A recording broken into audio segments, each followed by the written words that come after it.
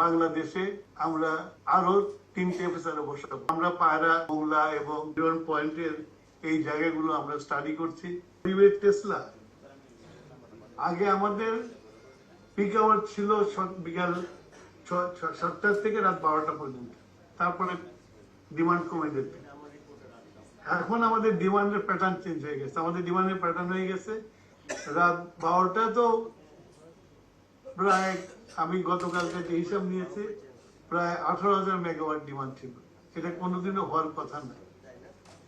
তার কথা হচ্ছে যে পরিমাণের এই যে ব্যাটারি রিক্সা এসছে, এগুলো সব রাতে চার্জে বসিয়ে দেয় এবং মোস্টলি যারা যে চার্জ করে এগুলো মোস্টলি ইলিগাল কানেকশন। আমরা এই ইলিগাল কানেকশন গুলো ধরার করার চেষ্টা করছি। তারপরে আপনারা জানেন যে এখন যারা একটু মেজরিটি, বিশেষ করে এই ধরনের জায়গায় গেলে তাদের আন্দোলন হয়, আমাদের লোকজন মারও খায় এই ইলিগাল কানেকশন কাটতে দিয়ে। আমাদের প্রধানমন্ত্রীর নেতৃত্বে ওয়ার্ল্ড লাইক সিচুয়েশনে যেমন কাজ করে সেরকম কাজ করছি আমরা। কিন্তু কিছু কিছু জিনিস তো বুঝতে হবে যেগুলো আমাদের নিজের হাতের মধ্যে নেই।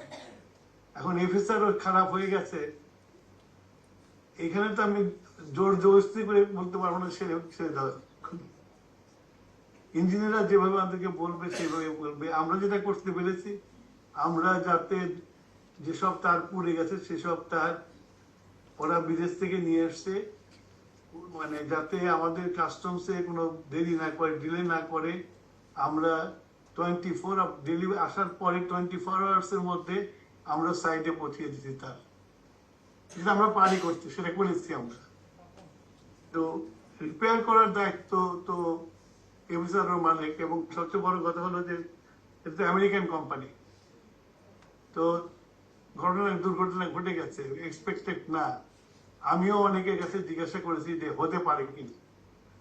আমাকে একজন ইউনিভার্সিটির টিচার, উনি আমাকে বলেছে এটা খুব স্বাভাবিক, কারণ এখানে বাতাসেও সল্ট থাকে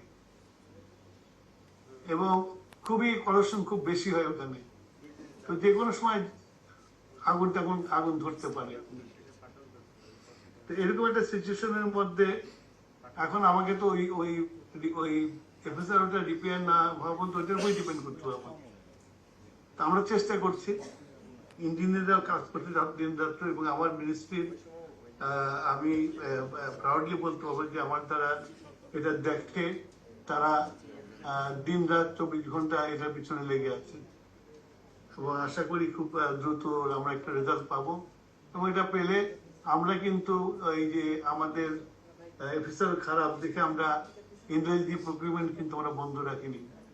আমরা গতকালকেও 4টা কার্গো ক্রয় করছি আমরা, যাতে এফিসার ওটা আসলে সঙ্গে সঙ্গে এই কার্গো গুলো আসে, এবং এই কার্গো গুলো আমরা যদি আনলোড করতে পারি তাহলে সমস্যা যতটুকু আছে তার থেকে অনেক অংশে কমে আসবে। আর একটা হলো যে আপনাদের গ্যাস খনন, আমাকে উনি পরে শোনালেন তখনকার পেট্রো বাংলার চেয়ারম্যান যে বক্তব্যটা দিছে।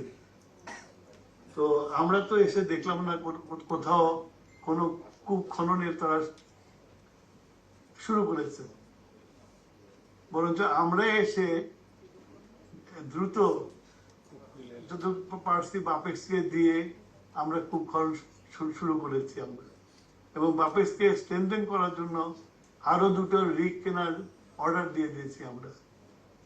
তো অনুসন্ধান যদি না থাকে, এই গত 17 বছর অনুসন্ধান না করে শুধু ইম্পোর্টের উপরে বেস করে দেশটাকে এই জায়গায় নিয়ে আসা হয়েছে, যে ওই ইম্পোর্টের জন্য যদি ইনফ্রাস্ট্রাকচারটা যদি ঠিক মতো করতো, 2টাই অফিসার ওই জায়গায় যদি 4টে অফিসারে বসাতো, তাহলে আমি মনে করি যে আজকে এই সমস্যাটা আমাদের দেখতে হতো না।